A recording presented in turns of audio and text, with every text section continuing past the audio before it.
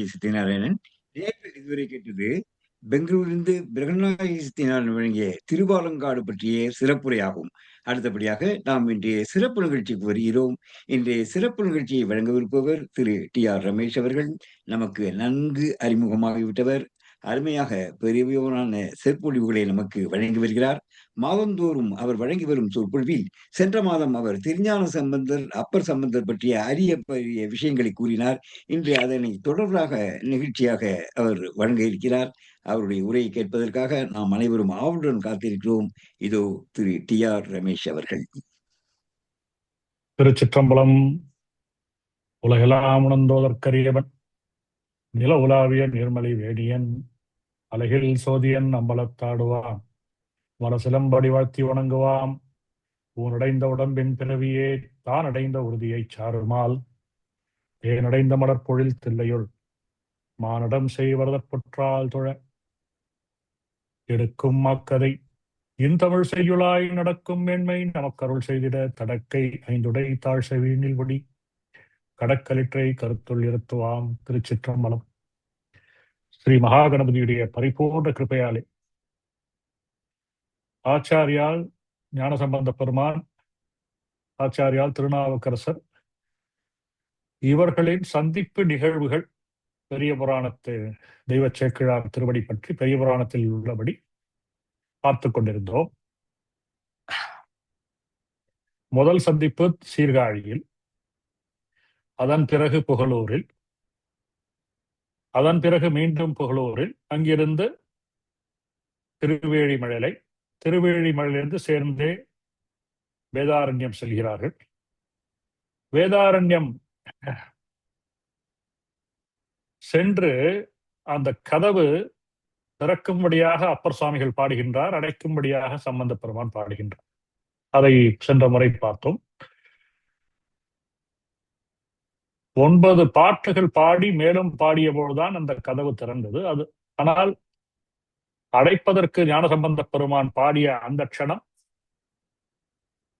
உடனே கதவு அடைத்து விட்டது. ஞானசம்பந்த பெருமான் சொல்லித்தான் அப்பர் பெருமான் கதவு திறக்க பாடினார். அப்போ தாம் செய்தது தவறான காரியமோ என்று அவருடைய திருவுள்ளத்திலே சற்றே ஒரு அச்சம் வந்தது. அந்த ஒரு மருட்சி, தன்பை ஆளும் தமிழ்வரகர் தாமும் திருநாவுக்கரசர் பண்பின் மொழிந்த உரை கொண்டு பதிகம் பாடும் அவ்வளவில். அப்போ ஞானசம்பந்த பெருமான் சொல்லிதான் இவர் பாடி இறைவனை வேண்டி கதவை திறக்கம் செய்தார். பிறகு அப்பர் சுவாமிகள் ஞானசம்பந்தரை பார்த்து இந்த கதவை அடைக்க நீங்கள் பாடுங்கள் என்று சொன்னபோது அவர் பாட ஆரம்பித்து உடனே சாத்தி விட்டது. அருகில் திறக்க தாம் பாட அடைக்க அவர் பாடிய எளிமை கருதி நம்பர் திருவுள்ளம் அறியாது அயர்ந்தே. சுவாமி திருவுள்ளம் என்னன்னு தெரியலையே, இந்த ஸ்தலத்துல நம்ம திறக்கும்படியா பாடினது அனிச்சித்தமான செயலோ என்று எண்ணிருப்பார்கள். எனக் கவன்று பெரிதும் அஞ்சி திருமடத்தில் ஒருபால் அணைந்து பேழ்கணித்து மருவும் உணர்வில் துயில் கொண்டார் வாய்மை திறம்பா வாக்கீசர். இந்த வாய்மை திறம்பா வாக்கீசர் என்பது மிக முக்கியம். அதாவது இந்த வாய்மைங்கிறதும் கற்புங்கிறதும் ரெண்டும் ஒண்ணுதான். கற்பிக்கப்பட்ட நெறியில் பிழறாது இருப்பதுதான் கற்பு. கல்வி நிலைதான் கற்பு. கற்க கசடர கற்றபின் நிற்க அதற்கு தக என்கிறார். அதுபோல இந்த சைவ நெறியில் இருக்கின்ற வாக்கீசர் பெருமான் சுவாமி திருவுள்ளம் என்ன என்று தெரியாமல் சற்றே அயர்ந்து தூங்கும் பொழுது மண்ணும் செல்வ மறைக்காட்டு மணியின் பாதம் மனத்தின் கண் உன்னித் துயிலும் பொழுதின் கண். வேதாரண்யேஸ்வர திருவடியை நினைத்துக் கொண்டே அந்த உறங்குகின்ற பெருமான் அவர் முன்பாக பொன்னின் மேனி வெந்நீர் புடைந்த கோலப் பொலிவினுடன்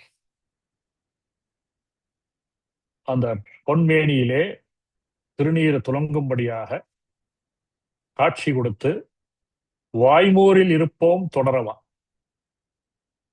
நான் வாய்மூர்ல இருக்கேன், பின்னாடியே வா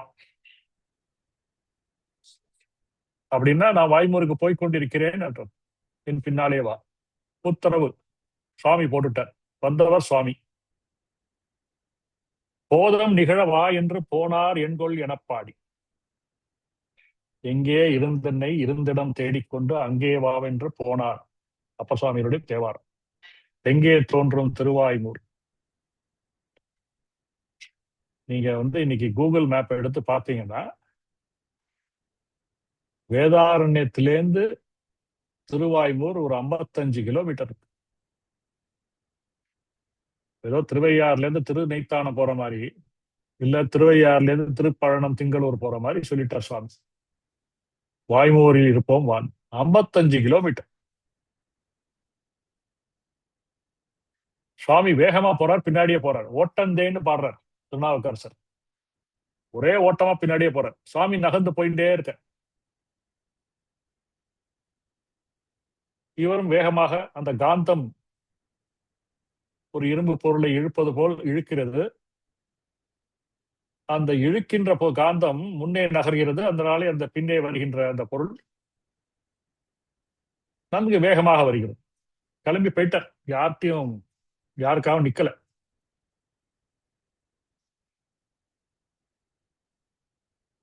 அவர் போறார், பிடிக்க முடியல.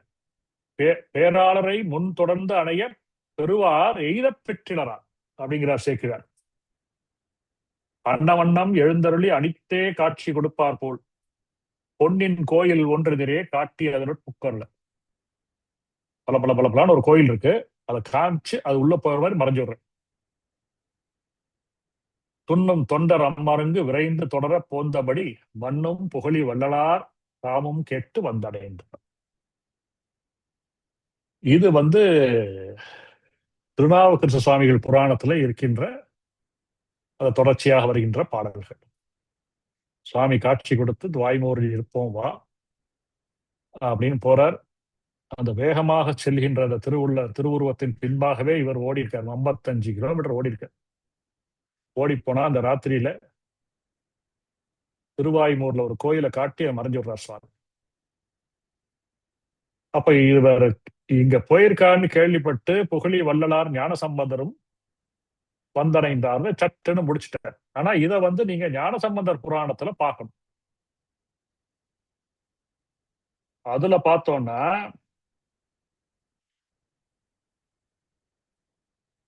இந்த மாதிரி இவர் வாய்மூரில் வா இருப்போம் வா என தொடர போனார்னு மற்றவர்கள் சொல்ல கேள்விப்பட்டு, அப்பர் எங்குற்றார்னு கேள்விப்பட்டு, அப்பா எங்க காணுமே அப்படின்னு கேட்டு பின்னாடியே தொடர்ந்து வராருன்னா சம்பந்த பெருமான் புராணத்துல இருக்கு. அப்ப சிலதெல்லாம் நம்ம ஜாக்கிரதையா சேக்கிழா திருவுருளால பார்த்து ஜாக்கிரதையா மனசுல வாங்கிக்கிறோம். அப்ப ராத்திரியில அவர் கிளம்பிட்டார். ஞானசம்பந்தருக்கு சிறிது நேரம் கழித்து தெரிய வந்திருக்கும். அவர் இந்த பக்கமா வாய்மூரில் இருப்போங்கிறது யார்ட்டியா சொன்னாரா தெரியல அப்பர் சுவாமி. ஆனா அங்கதான் போயிருக்காருன்னு அடியவர்கள் சொல்ல அதை கேட்டு பின் தொடர்ந்து வந்து விட்டார். என்ன விஷயமா போயிருக்காரு? திடீர்னு ராத்திரி எழுந்து ஒருத்தர் நம்ம அப்பர் பெருமான் சென்று விட்டாரே என்று வேகமாக பின்னாடி வந்துட்டார். இப்போ சம்பந்த பெருமானை பிரிந்து அப்பர் சுவாமி தனியே போய் மறுபடியும் சந்திப்பு நிகழ்கிறது. எங்க நிகழ்கிறதுனா திருவாய்மூர்ல நிகழ்கிறது. சுவாமி மறைஞ்சுட்டான் இல்லையா? அப்ப அப்பர் சுவாமி பாடுறார். திறக்க பாடிய எண்ணினும் செந்தமிழ் உறப்பு பாடி அடைப்பித்தார் உள் நின்றார் மறைக்க வல்லரோ திருவாய்மூர் பிறைக்கோள் செஞ்சடையார் இவர் பித்தரே. ரொம்ப ரொம்ப ஆச்சரியமான பாடல். அப்பர் சுவாமிகளோடு பாடுகின்ற இயல்பிலிருந்து சற்றே மாறுபட்ட இயல்பு. அப்பர் சுவாமிகள் தம்மை எப்பொழுதும் குறைத்து சொல்லிக் கொள்வார். இந்த மாதிரி அவன் குண்டர்களோடு தெரிந்தேன், இறைவனை அறியாமல் கெட்டேன், பாலனாய் கழிந்த நாளும் பனிமலர் கோதை மார்த்தம் மேலனாய் கழிந்த நாளும் மெடியோடு மூப்பு வந்து கோலனாய் கழிந்த நாளும் இப்படிலாம் தம்மை சொல்லிக் கொள்வார்.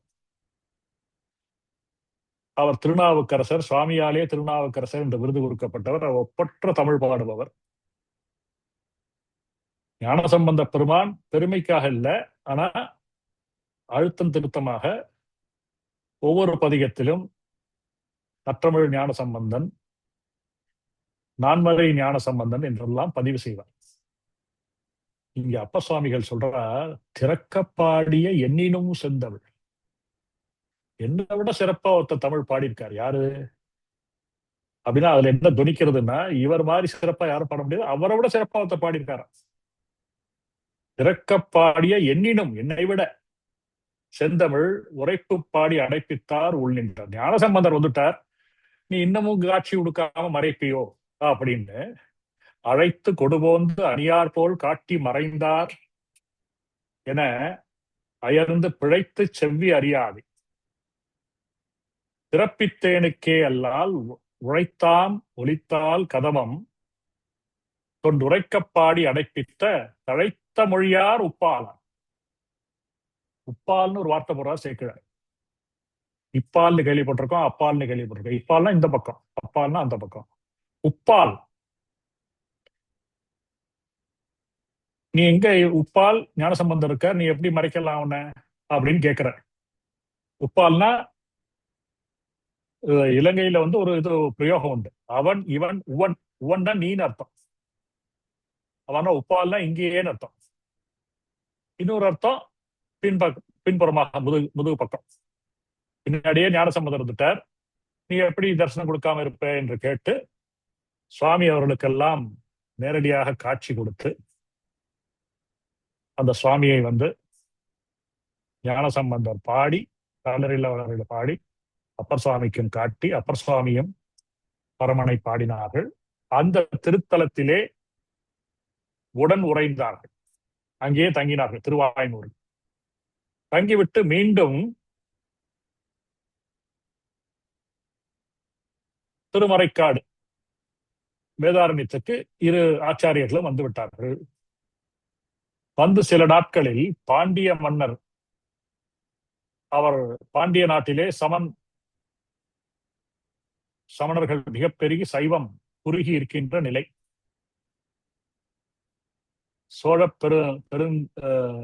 பேரரசின் புதவியாகிய மங்கையர்க்கரசி பாண்டியன் மனைவியாக அங்கே இருக்கிறார். அவர் மிகுந்த சிவபக்தி உடையவர். அவரை போன்றே சிவபக்தி உடைய மந்திரியார் குலச்சேரியார்.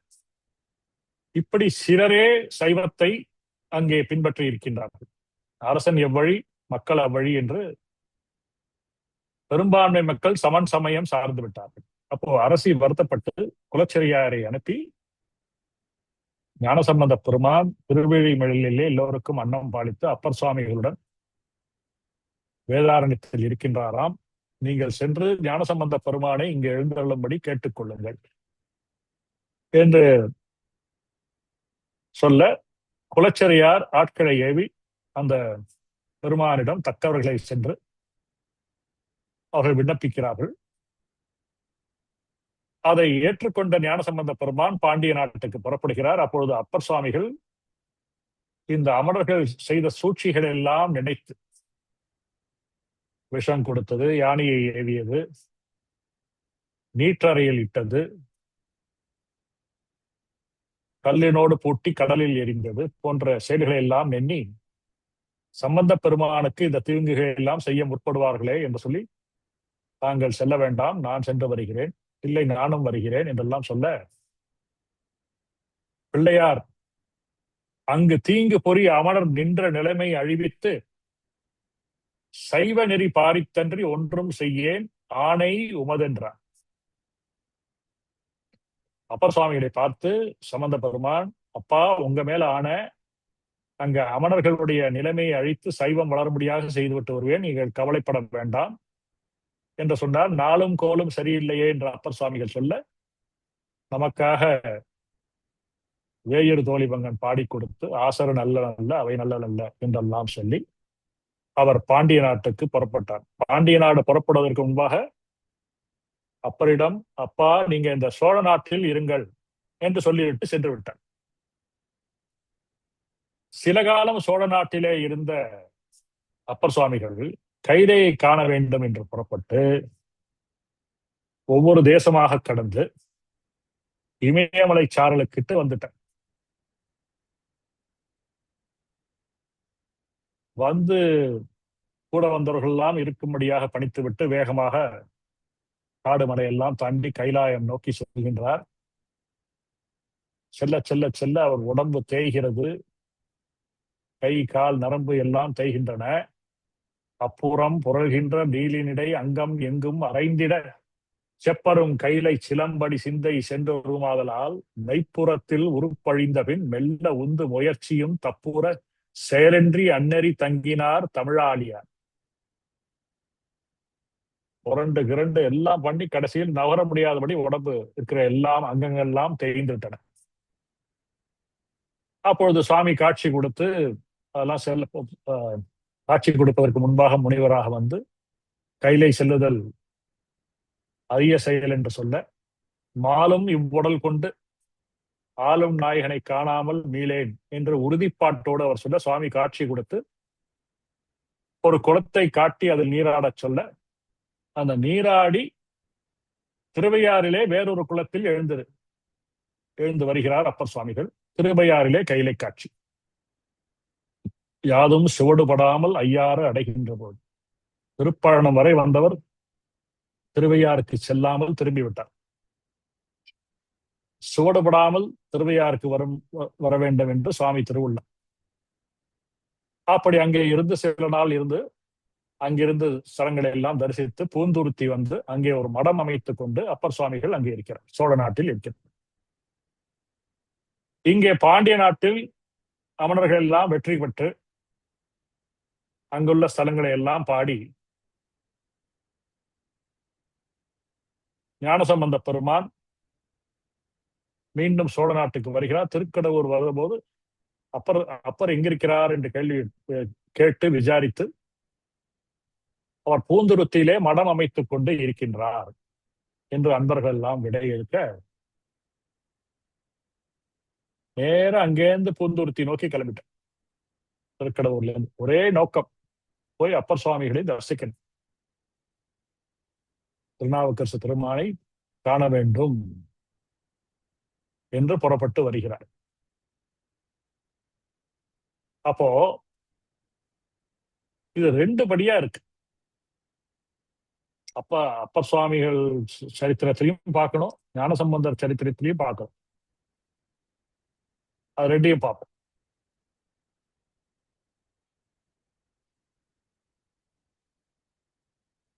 சண்டை வரும் தமிழ்வரகர் எழுந்தருள தாம் கேட்டு இவர் விசாரிச்சுன்னு வரா இல்லையா, பூந்துருத்தி கிட்ட வரா இல்லையா, மண் பெருவு பெருங்கேத்தி வாகீசர் மனமகிழ்ந்து கண் பெருகும் கலிகொள்ள கண்டிரைஞ்சும் காதலினால் என்பெருகும் விருப்பெய்த எழுந்தருளி எதிர் சென்றார். பூந்துருத்திலே மடத்திலே தங்கி அடியார்களோடு தங்கியிருக்கின்ற நாவுக்கரசர் பெருமான், ஞானசம்பந்த பெருமான் தம்மை காண்பதற்காக வந்து கொண்டிருக்கின்றார், ஊர் எல்லைக்கு அருகே வந்து கொண்டிருக்கிறார் என்று கேள்விப்பட்டு சண்பை வரும் தமிழ்வரகர் எழுந்தருள, சீர்காழிலே வந்துக்கூடிய தமிழ் விரகர், முத்தமிழ் வித்தகர், புமையதனில் பிரபுவான புகழியில் வித்தகர் போல் அப்படிம்பார் அன்னையநாதர், சீர்காழி வித்தகர். அந்த தமிழ்வரகர் வந்து கொண்டிருக்கிறார் என்று கேள்வியிட்டு மண்பருவம் பெருங்கீர்த்தி வாக்கீசர், இப்படிப்பட்ட தமிழ்வரகர் வரான்னு யார் கேள்விப்படுறா? மண் பரவும் பெருங்கீர்த்தி, இந்த பூமியெல்லாம் புகழும்படியாக மிக்க புகழுடைய வாகீச பெருமான் மனமகிழ்ந்து கண் பெருகும் கலிகொள்ள கண்டிரைஞ்சும் காதலினால், இந்த கண் படைத்த பயன் ஞானசம்பந்தரை தரிசிப்பது என்று அந்த அன்பினாலே உந்தப்பட்டு என்பெருகும் விருப்பெய்த எழுந்தருளி எதிர் சென்றார். இதே ஞானசம்பந்தர் புராணத்துல எப்படி போடுறாருன்னா, அந்தனர் சூளாமணியார் பூந்துருத்திக்கு அணித்தாக, அந்தணர்களில் சிறந்த, அந்தணரில் மேம்பட்ட அப்போதி அடிகள்னு சொல்றாரு இல்லையா, அது மாதிரி இங்க அந்தனர் சூளாமணியார் பூந்துருத்திக்கு அணித்தாக வந்தருளும் பெருவார்த்தை வாக்கீசர் கேட்டருளி. ரொம்ப பெரிய நியூஸ், எக்ஸலண்ட் நியூஸ், நல்ல செய்தி. வந்தருளும் பெருவார்த்தை வாக்கீசர் கேட்டருளி நந்தம்மை ஆளுடையவரை நாம் சென்று இறைஞ்சுவது முந்தை வினை பயனென்று முகமலர அகமலர்வான். அந்த கேட்டு இந்த நெஞ்சம் மலர்வதற்கு முன்பாக முகம் மலர்ந்து விட்டதாம். இந்த ஆச்சாரியால் வந்து கொண்டிருக்கிறார் என்ற அந்த கேள்விப்பட்ட உடனே நந்தம்மை ஆளுடையவர் நம்மளையெல்லாம் ஆட்கொள்கின்ற ஞானசம்பந்த பெருமான் நாம் எதிர் சென்று இறைஞ்சுவது, அவரை நேரா போய் கும்பிடுவது நாம் செய்த பாக்கியம். முந்தைவினை பயனென்று முகமலர் அகமலர்வார் எதிர் சென்று பணிவனை எழுகின்ற பெருவிருப்பால் நதி தங்கு சடைமுடியார் நற்பதங்கள் தொழுது அந்த பதினின்றும் புறப்பட்டு பூந்துருத்தி பதியிலே கங்காதர பெருமானை வணங்கி பரசமயம் சிதைத்தவர்பால் முதுகின்ற பெருந்தவத்தோர் முன்னெய்த வந்தடைந்தார். இந்த பரசமய கோளரி என்று சொல்லப்படுகின்ற ஞானசம்பந்த பெருமான் அங்கே நம்முடைய ஆச்சாரியால் திருநாவுக்கரசர் பெருந்தவத்தோர் முன்னெய்த வந்தடைந்தார். மீண்டும் திருநாவுக்கரசர் நாயனார் புராணத்துல பார்ப்போம். வந்தொருவர் அறியாமே மறைந்த வடிவொடும் புகழி அந்தணனார் ஏறி எழுந்தருளி வரும் மணிமுத்தின் சந்த மணி சிவிகையினை தாங்குவார் உடன் தாங்கி சிந்தை கலிப்புற வருவார் தம்மை யாரும் தெளிந்திரலால். இப்ப அங்கேருந்து வந்துட்டார். வந்து இந்த சிவிகையை தாங்கறதுக்கு முன்னாடி வேற ஒரு செயல் செய்கிறார். அந்த செயல் வந்து சம்பந்தர் புராணத்துல 933வது பாடல். திருச்சின்னம் பணிமாற கேட்ட நாத்திசையில் உள்ளோர் பெருக்கின்ற ஆர்வத்தால் பிள்ளையார் தமை சூழ்ந்து நெருக்கினிடை அவர் காணா வகை நிலைத்து பணிந்துள்ளம் உருக்கி எழு மனம் பொங்க தொண்டர் குழாத்துடன் அணிந்தார். ஞானசம்பந்தர் வரார். ஒரே கூட்டம், அடியார்கள் கூட்டம். அவர் மீது மிக்க அன்புடைய அடியார்கள் ஞானசம்பந்த பெருமானை பிரிய மாட்டார்கள். அந்த சிவிகையை தாங்கி வருபவர்கள், அதை சுற்றி வருபவர்கள் எல்லோரும் வந்து கொண்டிருக்கிறார்கள். அந்த சின்னம்மன்லாம் ஞானசம்பந்தன் வந்தான், பரசமய கோளரி வந்தான், அம்மையின் பால் உண்ட ஞான பாலகன் வந்தான் என்றெல்லாம் அந்த சின்னங்கள் முழங்குகின்றன. அதையெல்லாம் கேட்டு அங்கேது தூரக்கேந்து அவர் முதல்ல வணங்குகிறார். ஞானசம்பந்தர் பார்க்காத வண்ணம் நமஸ்காரம் செய்கிறார் திருநாவுக்கரசர். நெருக்கினிடை அவர் காணா வகை நிலத்து பணிந்து அவர் சிவிகை கிட்ட வந்து நமஸ்காரம் பண்றார். உருக்கி எழும் மனம் பொங்க தொண்டர் குழாத்துடன் அணைந்தார். அந்த தொண்டர்கள் சூழ்ந்து இருக்கார் இல்லையா, அந்த சிவிகையை சூழ்ந்து அதுல போய் கலந்துட்டானா. கலந்து கொண்டு அங்கதான் சொல்றார், காழியர்கோன் வரும் எல்லை கலந்தெய்தி காதலித்தார் சூழும் இடைத்திலில் நெருக்கி காணாமே தொழுதருளி. யாரும் பார்க்காதபடி நமஸ்காரம் செய்து வாழி அவர் தமை தாங்கும் மணிமுத்தின் சிவிகையை தாழும் உடல் இது கொண்டு தாங்குவன் யான் எனத் தரித்தார். வந்தொருவர் அறியாமை மறைத்த வடிவுடன் புகழி அந்தணனார் ஏறி எழுந்தருளி வரும் மணிமுத்தின் சந்தமணி சிவிகையினை தாங்குவார் உடன் தாங்கி சிந்தை கலிப்புற வருவார் தம்மை யாரும் தெளிந்திரலார். இப்போ ஒரு 2-3 பாடல்களுக்கு முன்னாடி மிக்க பெருங்கீர்த்தி வாகீசம்னு சொன்னார். அதாவது மிக்க புகழுடைய வாகீச பெருமான். இந்த மிக்க புகழுடைய வாகீச பெருமான்னா ஒரு மந்திரி வந்தாலே அவரை எல்லாரும் அறிந்து கொள்வார்கள். ஒரு அரசன் வந்தால் நிச்சயமாக அறிந்து கொள்வார்கள். நாவுக்கரசர் வந்தார், பூந்துரைத்திலேயே இருக்கிறார் பலகாலம். அவர் ஜனங்களுக்கு எல்லாம் தெரியாதா? ஞானசம்பந்தர் கூட வருகின்ற அடியார்களுக்கு எல்லோருக்கும் நாவுக்கரசரை தெரியும். அப்படி இருக்கும்பொழுது இவர் எப்படி மறைந்து வணங்க முடியும்? கூட்டத்துக்கு கிட்ட வந்து சிவிகை கிட்ட வந்து வணங்கின அப்புறம் எப்படி சிவிகையை தாங்கி வர முடியும்?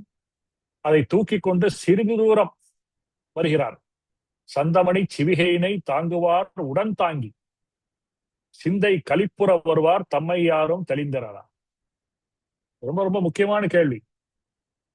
இப்படி ஜாட காமிச்சு யாட்டி சொல்லாதீங்க அப்படி சொன்னாரா? அப்படி கிடையாது. இந்த ஊர் எல்லையெல்லாம் தாண்டி அங்கேருந்து திருஞான மாமுனிவர் அரசிருந்த பூந்துருத்திக்கு அருகாக எழுந்தருளி நாவுக்கரச பெருமான் பூந்துருத்தில இந்த மடத்துக்கிட்ட வந்துட்டாங்க. அங்க வரும்போது ஞானசம்பந்தருக்கு ஒன்று தோன்றுகிறது. வந்தடைந்த வாகீசர் வன்புகழி வாழ்வேந்தர் சந்தமணி திருமுத்தின் சிவிகையினை தாங்கிய சிந்தை கலிப்புற வருவார். ரொம்ப சந்தோஷம் நாவுக்கரச பெருமானுக்கு. ஆஹா, எங்க ஆச்சாரியருடைய சிவிகையை தாங்கினேன், எங்கள் ஆச்சாரியர் சிவிகையை தூக்கி கொண்டு வருகின்ற பாக்கியம் கிடைத்தது என்ற சிந்தை களிப்புற வருவார். திருஞான சம்பந்தர் பொந்தியினில் வேறொன்று நிகழ்ந்திட முன் புகழ்கின்றார். அப்போ ஆச்சாரியால் அவருடைய திருவுள்ளத்திலே, அவருடைய சிந்தனையிலே ஏதோ ஒண்ணு ஸ்புரிக்கிறது. ஆஹா, அப்ப ஏதோ தோன்றது அவருக்கு. ஏதோ ஆஹா, என்னமோ பெரிய ஒரு செயல் நடக்கிறதே, என்னன்னு தெரியலையே. அப்ப சுவாமி எங்க இருக்கார்? அவர் அவர் திருவுள்ளத்துல தோண்டி திருஞான மாமுனிவர் அரசிருந்த பூந்துருத்திக்கு அருகாக எழுந்தருளி எங்குற்றார் அப்பன் என உருகா நின்றும் உம் அடியேன் உம் அடிகள் தாங்கி வரும் பெருவாழ்வு வந்த இதை பெற்றிங்குற்றேன் என்று அவர் சிவிகையிலேருந்து விளக்கி மேலேந்து சிவிகையை திறந்து வெளில வந்து தலையை நீட்டி, அப்பா எங்க இருக்கார், அப்பர் சுவாமி எங்க இருக்கார் அப்படின்னு கேட்டோன்னே வாய்மை திறம்பா வாகீசர் சொல்லிதான் ஆகணும். ஆச்சாரியார் கேட்கிறாருன்னா சும்மா இருக்க முடியாதே. உம்மடியேன் உம்மடிகள் தாங்கி வரும் பெருவாழ்வு வந்த இதை பெற்றிங்கு இங்குற்றேன் அப்படின்னு சொன்னார். அது வரைக்கும் யாருக்கும் தெரியல. அவ்வார்த்தை கேட்டஞ்சி அவனியின் மேல் இழுந்தருளி இவ்வாறு செய்தருளிட்டாம் என்று வெஞ்சுதலும் செவ்வாறு மொழினாவர் திருஞான சம்பந்தருக்கு எவ்வாறு செய்யத்தகுவது என்று எதிரே இறங்குறார். இப்படி செய்யலாமான்னா இப்படிதான், இப்படி இல்லாம வேற எப்படி செய்யறது அப்படின்னு ஆவுக்கரசர் கேட்கிறார். ரெண்டு ஆச்சாரியர்கள் இருவருக்கும் ஒருவர் மேல் ஒருவர் பக்தி இருப்பினும் அப்பர் சுவாமி தாம் வந்த சிவிகையை தாங்கி விட்டாரே என்று கேட்டு அஞ்சி தொப்புனு சிவிகையிலிருந்து குதிச்சுட்டார். அப்புறம் இருவரும் ஒருவரை ஒருவர் வணங்க ஆரத் தழுவிக்கொண்டு அங்க இருக்கின்ற அடியார்கள் எல்லாம் ஹரஹர மகாதேவா என்று பெரிய கோஷம் எழுப்பி சந்தோஷப்படுகிறார்கள். ஆனால் இவர் எப்படி ஒருவரும் தெரியாமல் வந்தார் அப்படின்னு நம்ம கொஞ்சம் யோசிச்சு பார்த்தோம்னா, முன்னாடி பார்த்தோம் இல்லையா, கைலாசத்துக்கு கிட்ட போறார், உடம்பெல்லாம் தேஞ்சு போச்சு, கை தேஞ்சு போச்சு, முழங்கை தேஞ்சு போச்சு, தத்தி தத்தி போனார், அதுவும் தாண்டி போச்சு. அங்கம் எங்கும் அரைந்திட செப்பரும் கையிலை சிலம்படி சிந்தை சென்று உருமாதலால் இந்த சிந்தை கைலாசத்துக்கு போறது, உடம்பு நவர மாட்டேங்கிறது. மெய்ப்புறத்தில் உறுப்பு அழிந்து பின் மெல்ல உந்து முயற்சியும் தப்புற உந்தி உந்தி போனதும் போயிடுது. உடம்பெல்லாம் தேய்ச்சி விட்டார், எலும்பு தேயும்படியா தேய்ச்சி விட்டார். கைலாசத்துக்கு போவேன் போவேன் போவேன் செயலின்றி அந்நெறி தங்கினார் தமிழாலியர். எந்த செயலும் செய்ய முடியல. அப்படி இருக்கும்பொழுதுதான் அந்த முனிவரா வரா சுவாமி. இது ஏன் சுவாமி அனுமதிச்சான்? அப்பர் சுவாமிகளுக்கு ஒரு பெரிய குறை. வெகு காலம் சைவ குலத்திலே பிறந்து சைவ சிகாமணிகளாக வருகின்ற மாதினியார் புகழனாருக்கு பிறந்து மிகச்சிறந்த தமக்கையார் சைவத்துக்கெல்லாம் பெரு திலகமாக விளகின்ற திலகவதியார் அவருக்கு தம்பியா பிறந்து நம்பன் அருளாமையாலே கொல்லாமையில் மறைந்தவருக்கும் சமன் சமயம் சேர்ந்து பல ஆண்டுகள் இருந்து விட்டார். தம்மிலும் மேலாய தர்மசேனராகிவிட்டார். அந்த சமணருக்கெல்லாம் தலைவராக இருந்து வைதீக சைவத்தை தூஷித்து வந்தார். அந்த சமணர்கள் கொடுத்த உணவை சாப்பிட்டு வந்தார். அது பெரிய குறை அப்பர் சுவாமிகளுக்கு. ஒரு நேரத்தில் என்ன செய்கின்றார் என்றால், சுவாமிகிட்ட இந்த உடம்பு வச்சுக்கிறதுக்கு அவருக்கு ரொம்ப கூசருது. அதுக்கு ஒரு அப்ரூவல் கேட்கிறார். தூங்கானை மாடத்துக்கு எனக்கு இந்த சூலம், இடபத் சூலமும் திரிசூலம், அந்த சூலமும் என் தோல்ல வச்சாதான் நான் அந்த உயிரை வச்சுட்டேன் அப்படின்னு கடவும் திகிரி அப்படின்னு அந்த பாடலை பாடுகின்றார். இல்லைன்னா உயிரை விட்டுடுவேன்னு சொன்னோன்னே சுவாமி ஒரு பூதம் அந்த சூலத்தை வைக்கிறது. அந்த சூலத்தை வைத்ததுக்கு பிறகு அவர் ஆறுதல் உற்று அந்த உடம்பு சுவாமி பரவாயில்ல, அவரோட முத்திரையை குத்திட்டான். இருந்தாலும் அவருக்கு இந்த உடம்பு சமன் சோற்றை உண்டு வளர்ந்த உடம்பாயிற்றே என்ற வருத்தம். அந்த வருத்தம் போலேன்னு தெரியறது. அது போகும்படியாக கைலாய யாத்திரின் போது அந்த உடம்பையே தேய்ச்சுட்டேன், எலும்பெல்லாம் தெரியும்படியா தேய்ச்சுட்டேன். தேய்த்து பிறகு சுவாமி ஒரு திருக்குளத்தை காட்ட அதிலே மூழ்கி அப்பர் குட்டை என்று இந்த திருவையாறிலே சொல்லப்படுகின்ற அந்த குளத்திலே எழுந்திருக்கிறார். அப்பொழுது முழு உடம்போட வர அதுல ரெண்டு அர்த்தம் இருக்கு. யாதும் சுவடுபடாமல்ங்கிறது. திருவையாருக்கு தரை மார்க்கமாக கால் தடம் படும்படியாக வரவில்லை, சுவடுபடாமல் திருவையார் வந்து விட்டார். இன்னொரு அர்த்தம், அந்த பௌதீக உடம்பை சுவாமி மாற்றி விட்டார். அப்பர் சுவாமிக்கு திருக்குளத்திலே எழுந்திருக்கும் போது அப்பர் சுவாமிகள் என்று எல்லோரும் அறியும்படியாக ஒரு தோற்றம் தோற்றினாலும் அந்த உடம்பு நம் போன்ற உடம்பு இல்லை.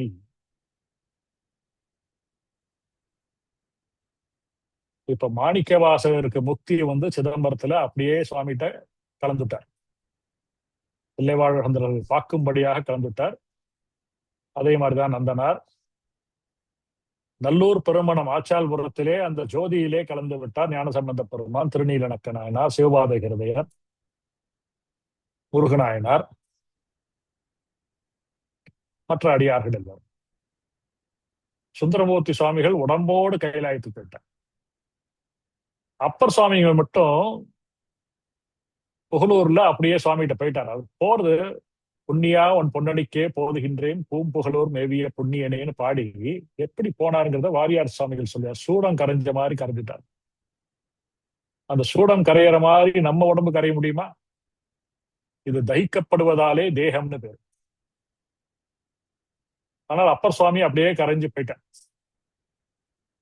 அந்த இறுதி பதிகம் புகழூரிலே பாடிவிட்டு, அதற்கு என்ன காரணம்னா, சுவாமி வந்து திருவையாற்றிலே அவருக்கு வேறு ஒரு திருவுடம்பு, தெய்வீக உடம்பை கொடுக்கின்றார்.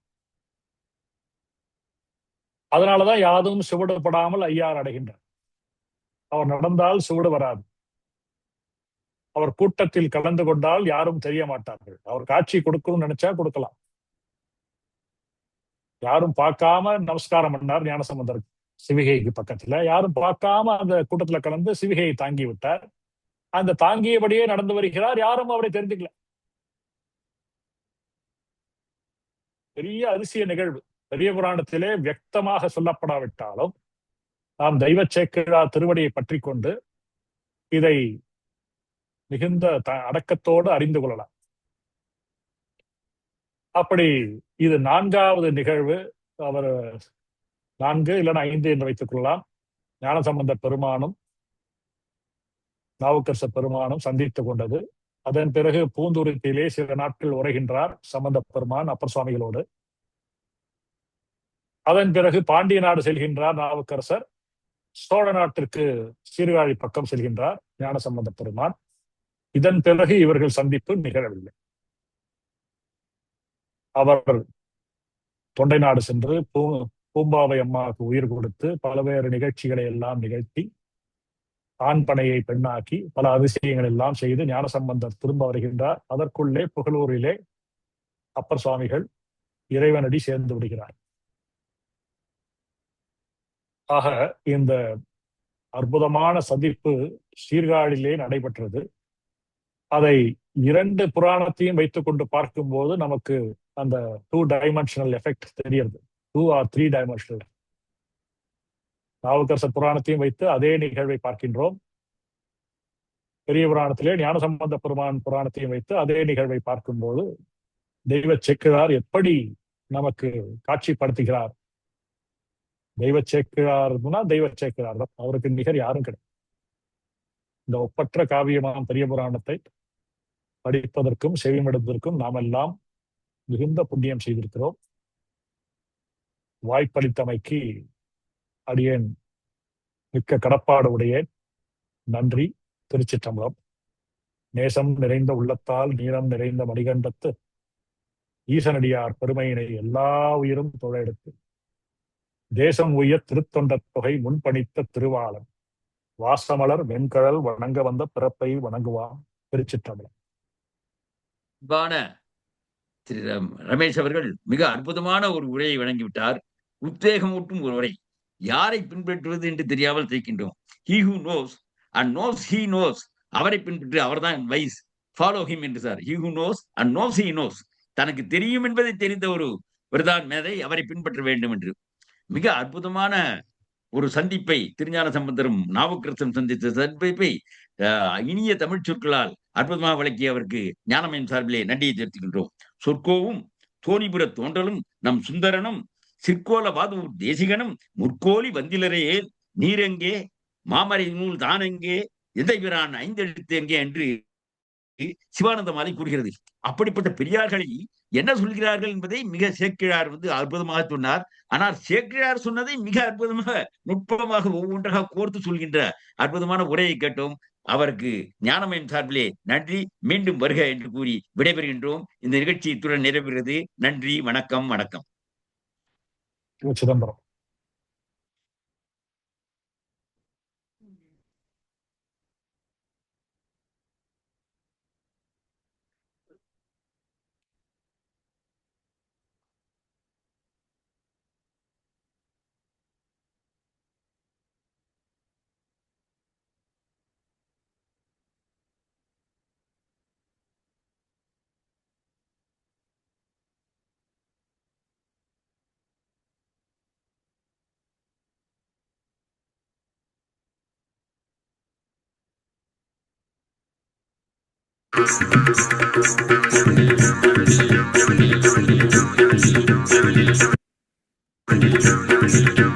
வாழ்க நிரந்தரம் வாழ்க தமிழ் மொழி வாழிய வாழியவே வானமளந்ததனை துமளந்திடு வன்மொழி வாழியவே வாழ்க நிரந்தரம் வாழ்க தமிழ் மொழி வாழிய வாழியவே வானமளந்ததனை துமளந்திடு வன்மொழி வாழியவே ஏழ்கடல் வைப்பினும் தன்மனம் வீசி இசை கொண்டு வாழியவே எங்கள் தமிழ் மொழி என்றென்றும் வாழியவே ஏழ்கடல் வைப்பினும் தன்மனம் வீசி இசை கொண்டு வாழியவே எங்கள் தமிழ் மொழி